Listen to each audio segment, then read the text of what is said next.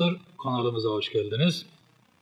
Bu videomuzda yine Mersin'de gerçekleşen, Kurtuluş Savaşı esnasında Mersin'de gerçekleşen bayrak olaylarından bahsedeceğim.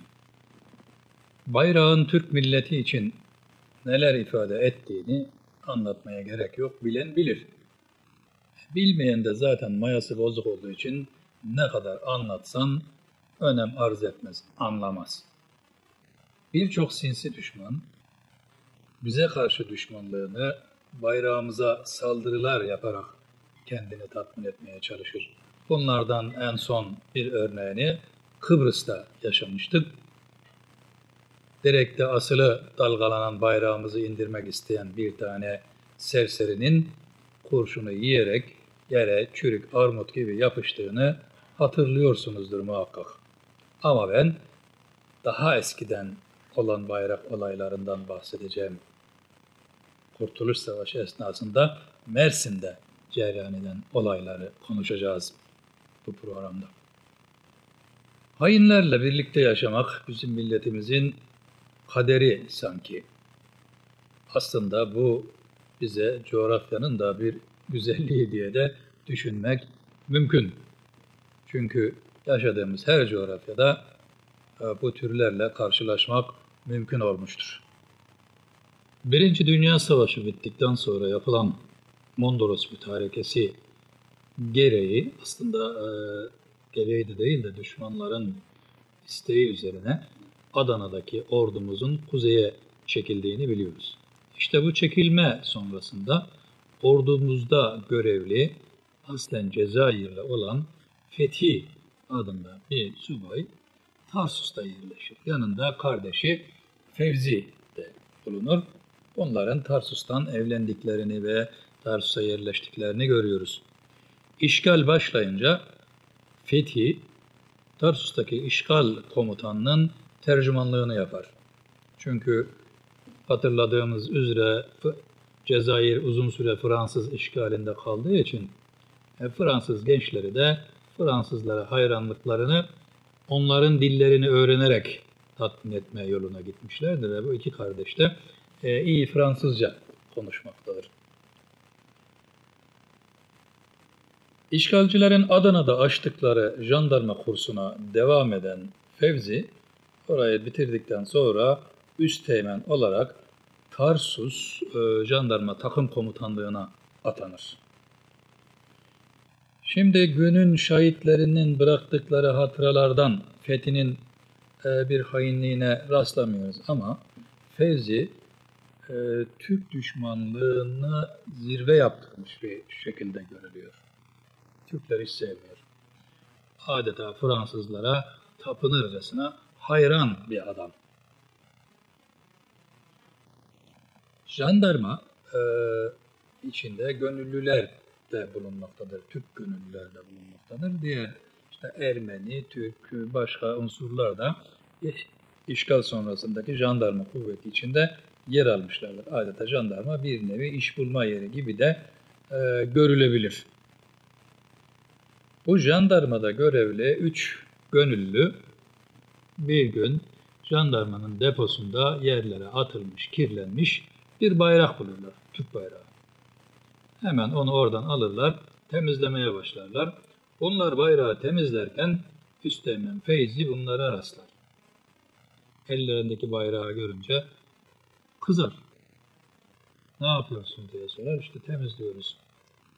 Yahu der, siz hala bu bez parçasına mı itibar ediyorsunuz? Siz koskoca Fransız medeniyetinin mensuplarısınız artık. Bırakın bunları falan der. Askerlerin elinden bayrağı alır. Askerler de komutanları olduğu için rica ederler komutandan bayrağı geri vermesini isterler. Feyzi Efendi bayrağı, Türk bayrağına önce çizmelerini bir güzel siler. Arkasından yırtıp yere atar, çeker gider.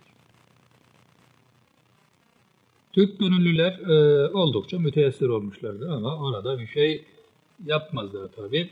Jandarmada görevli olan yine Hilmi adında bir Türk assubay, başçavuş durum anlatırlar. O da Kuvernör binbaşı Kastilya'ya götürür bunları. Herkes buna anlatın. Kastilya Fevzi'yi çağırır. Fevzi'yi şöyle işte ufaktan bir azarlar ve olay böylece kapanır. Aslında olayın kapandığını zanneder Fevzi. Olay kapanmamıştır. Aradan zaman geçer. Huvayi Milliye teşkilatlanır. Dağlarda kalpaklı, işte üzeri silahlı adamlar görünmeye başlar. Bunlar görünmeye başlayınca Karatiken jandarma komutanı olan Ermeni Setrak korkuya kapılır ve karakolunu terk ederek Tarsus'a kaçar. Binbaşı Kastilya bu sevgili Ermenisine kıyamaz. Tekrar görevinin başına git de demez. Çağırır Fevzi'yi, der ki takımını al, git o dağları bir kontrol et, işte kuvvacı falan filan da görürsen bana ölüsünü getir. Fevzi takımını alarak dağlara doğru at sürer. Ancak o dağlara doğru at süre dursun, Fevzi'nin dağlara doğru gelmekte olduğu kuvvacıların hemen diline düşer. Tedbirler alınır. Koçaşoğlu Osman mevzilendiği Belenkeşlik'ten bazı askerlerini görevlendirerek bunun yolunu beklemeye başlar.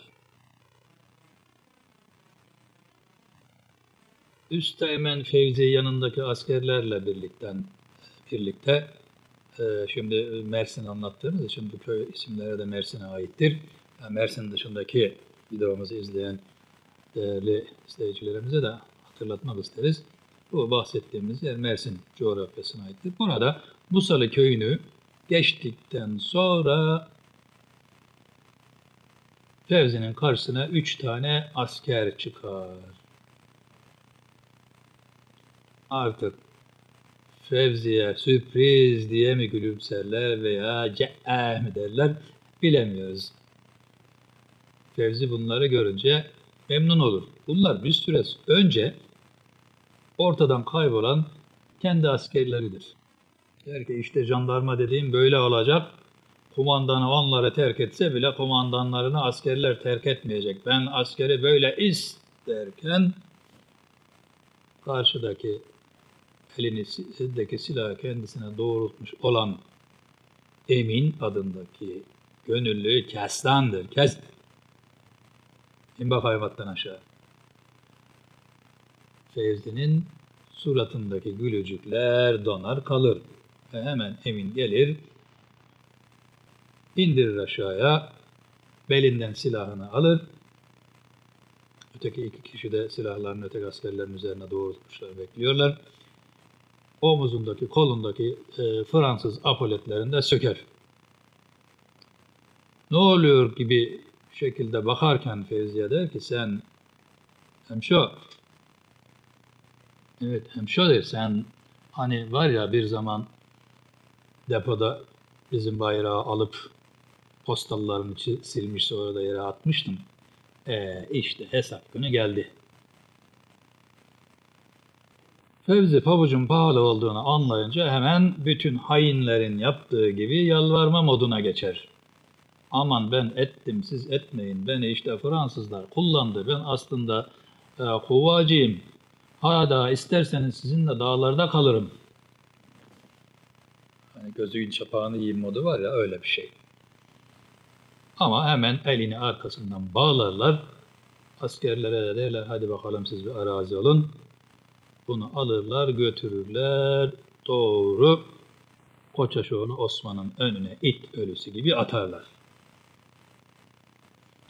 Koçaşoğlu Osman ensesine bir kurşun sıkmak yerine bunu yanına asker katarak merkezi Lamas'ta bulunan, yani Lamas'ta bulunan, bugünkü Limonlu'da bulunan Fedai Müfrezeler Komutanlığına yollar.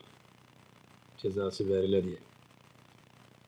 Tabii aynı gün ulaşamadıklarından askerler yolda Küçük Fındık Pınarı'nda mola vermek zorunda kalırlar. Burada yine yemin billah eder Asla bıraksanız da kaçmam, bundan sonra sizinle beraberim. Bu Fransız kafirine karşı sizinle birlikte kurşun sıkacağım. Etmeyin, eylemeyin. Askerler gece uyurlar. Bunların uyuduğunu gören Fevzi don gömlek firara taban basar. Ama unuttuğu bir şey vardır. Kara Yakup muhtarı Süleyman pusuda onu beklemektedir. Yani askerler uyuyor ama onu da kendi haline bırakmamışlardır. Hemen yakalamaz. O gider, Süleyman gider, o gider, Süleyman gider. Mersin'e yaklaşır arkadaş. Tam kurtuldum diye sevinç çığlığı atacakken Kara Yakup muhtarı Süleyman'ın pençelerini gırtlağında bulur. Ve tekrar götürülür. Oradan alınıp Lamas'a Fedai Müfrezeler Kumandanlığı'na teslim edilir. Burada hemen bir divan-ı harp kurulur. Yani askeri mahkeme kurulur ve yargılarlar. Ceza da hemen verilir. 2 şeyden suçlanır Cezayirli Feyzi. Birisi Türk bayrağını hakaret etmek ve yırtmak. İkincisi bir Türk subayı olduğu halde hem yalan söylemek, hem firar etmek, hem de düşmana yardım etmek, düşman safında çalışmak suçlarından Fevzi'ye idam cezası verilir.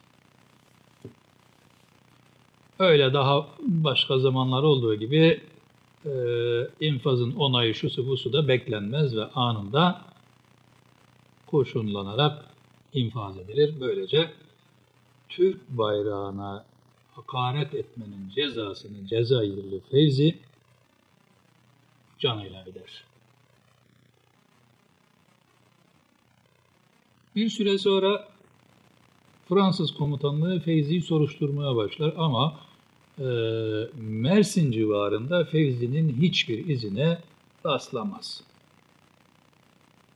Ve Silifke Askerlik Şubesi Komutanlığı'na bir yazı yazarak Üsteğmen Fevzi hakkında bilgileri olup olmadığını sorarlar. Onlar da Lamas Fedai Müfrezeler Komutanlığı'na bu heriften haberiniz var mı, bilginiz var mı diye sorarlar.